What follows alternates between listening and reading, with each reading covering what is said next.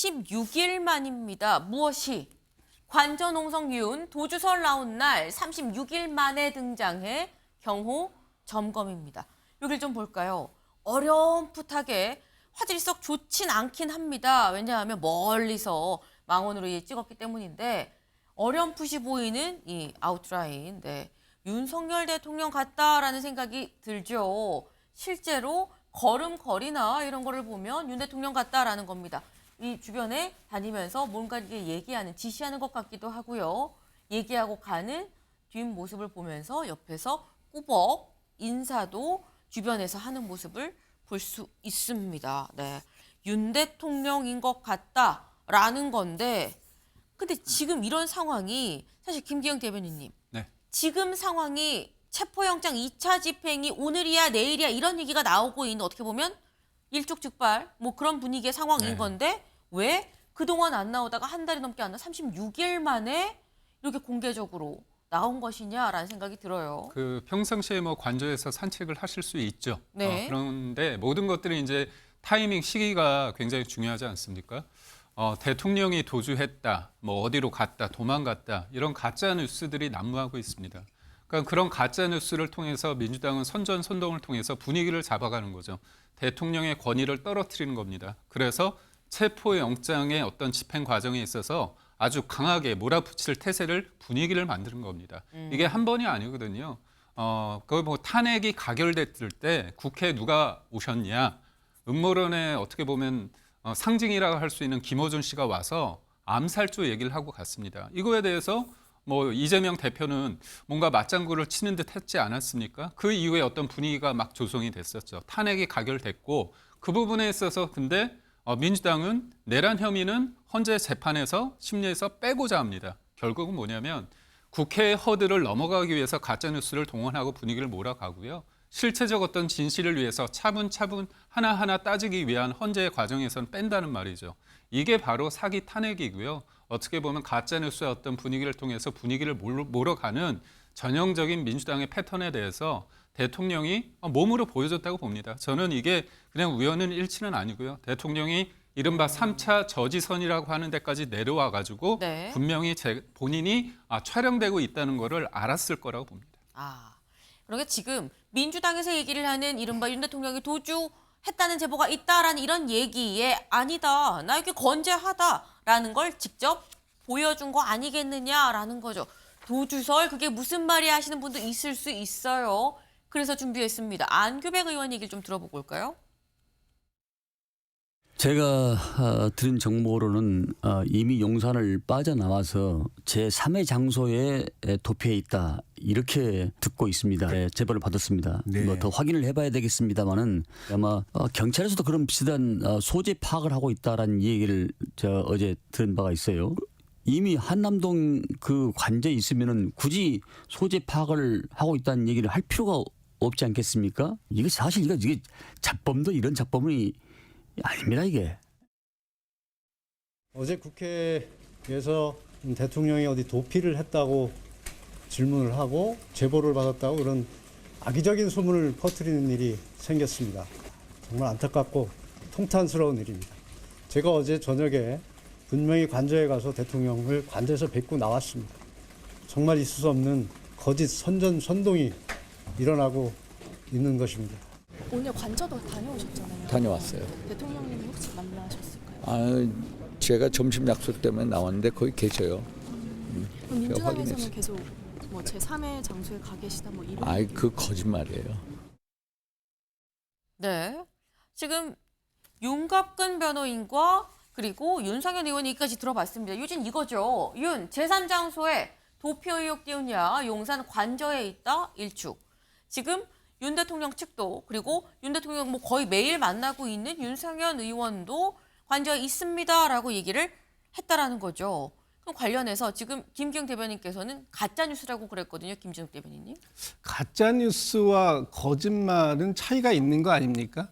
또 의혹 제기라는 것하고는 또 차이가 있는 것 아니에요?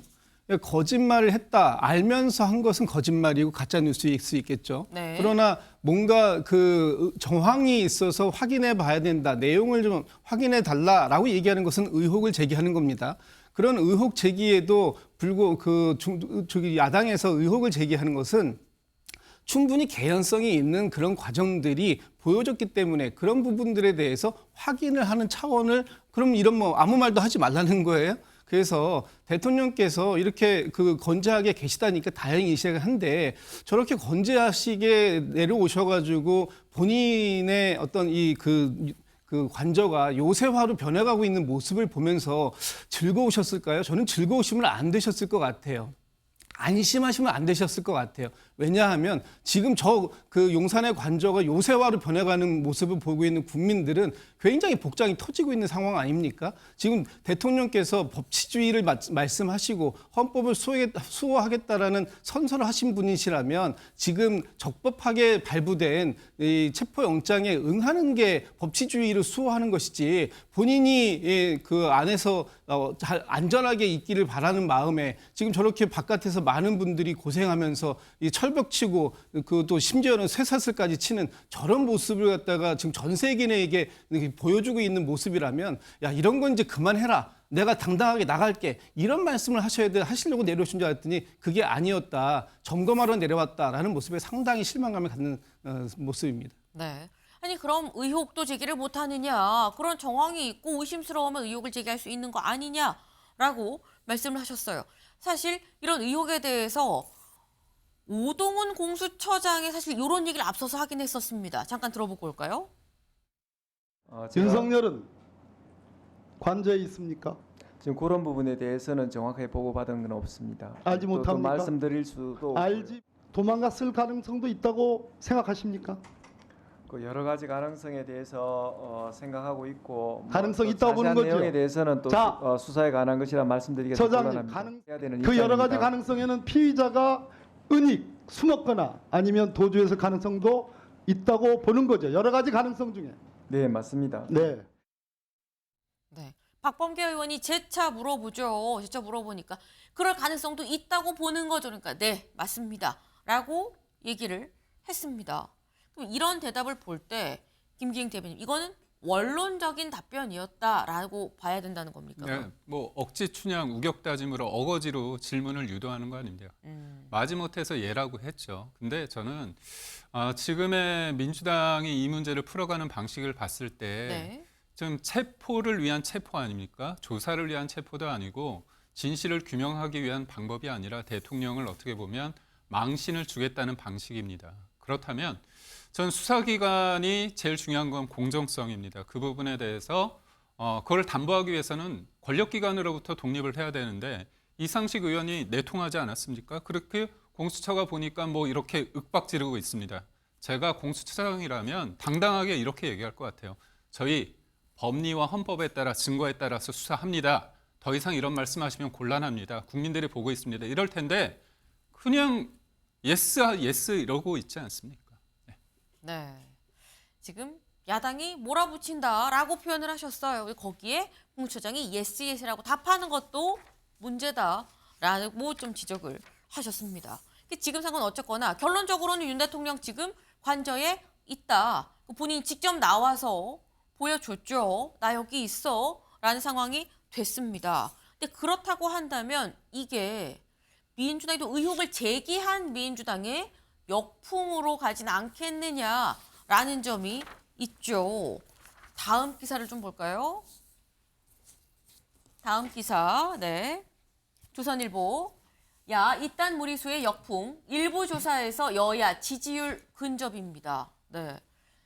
야당이 좀 무리수를 둬서 역풍이 부는 거 아니겠느냐라는 게 조선일보의 제목이에요.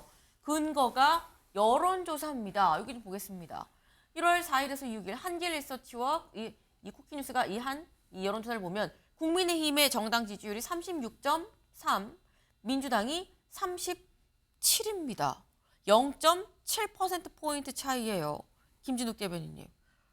이게 사실 지금 상황이 계엄 탄핵 정국인데 여야 지지율이 비슷하게 나오고 있습니다. 이거 역풍입니까? 저는 뭐 역풍이라고 보지 않습니다. 저것을 만약에 역풍이라고 국민의힘이 오독을 한다면 진짜 국민의힘에게는 독이 될 수 있다. 이런 말씀을 좀 먼저 드리고 싶고요.